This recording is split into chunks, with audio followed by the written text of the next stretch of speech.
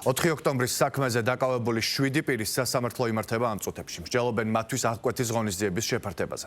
მამუკა ლაბუჩიძეს, კონსტანტინე კოკაიას, ვლადიმერ გველესიანს, ნიკა გვენცაძეს, გურიელ ქარდავას, ზურა ჭავჭანიძესა და კობა ეპიტაშვილს ბრალად ედება სტრატეგიული და განსაკუთრებული მნიშვნელობის მქონე ობიექტის ჯგუფურად ხელში ჩაგდების მცდელობა და ჯგუფურ ძალადობაში მონაწილეობა. პროკურატურა პატიმრობას, ადვოკატები კი ითხოვენ მათ აღკვეთ ღონისძიების გარეშე ან გირაოს სანაცვლოდ გათავისუფლებას.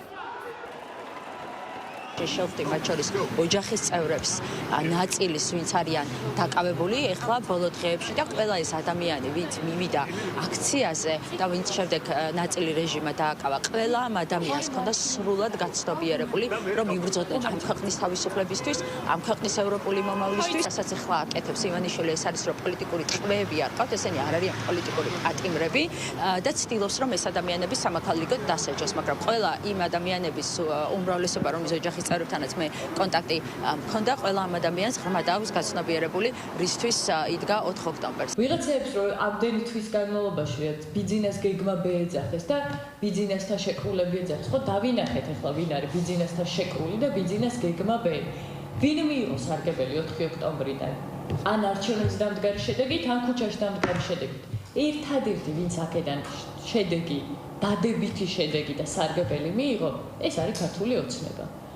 და ორივეს გამომწვევი არიან აი ეს უპასუხისმგებლო პოლიტიკოსები და ეს უპასუხისმგებლო პოლიტიკური ჯგუფები. ჩემი მოსაზრება არის, რომ ეს იყო ქართული ოცნების ოფისში დაგეგმილი სპეცოპერაცია ქართული ხალხის წინააღმდეგ არჩევნების მოსაპარად.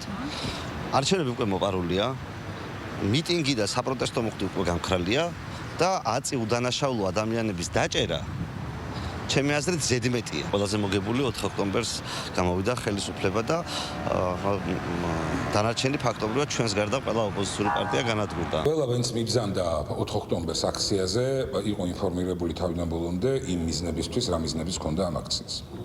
პროფესია, ასაკი და ასე შემდეგ ვერ იქნება ინდულგენცია დანაშაულის ჩადენის ჭრილში. დიდი სოლიდური წილი პასუხისმგებლობის მოდის ქვეყნის ფარგლებს გარედან არსებულ ძალებს.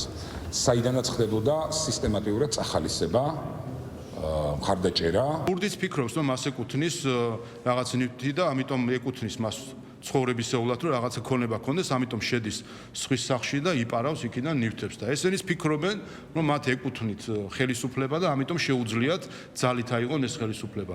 ეს არის ერთი და იგივე მორალი, კრიმინალური მორალი. მას შემდეგ, რაც ეს სისხლიანი სახელმწიფო გადატრიალება ჩავარდა, ამის შემდეგ მიხვდა ყველა თუ რა შარში გაყვეს თავი და ეხლა ცდილობენ ამის გადასხვაფერებას, თქმას თითქოს არ ვიცოდი, არ მეგონა, ყველამ ყველაფერი კარგად იცოდა.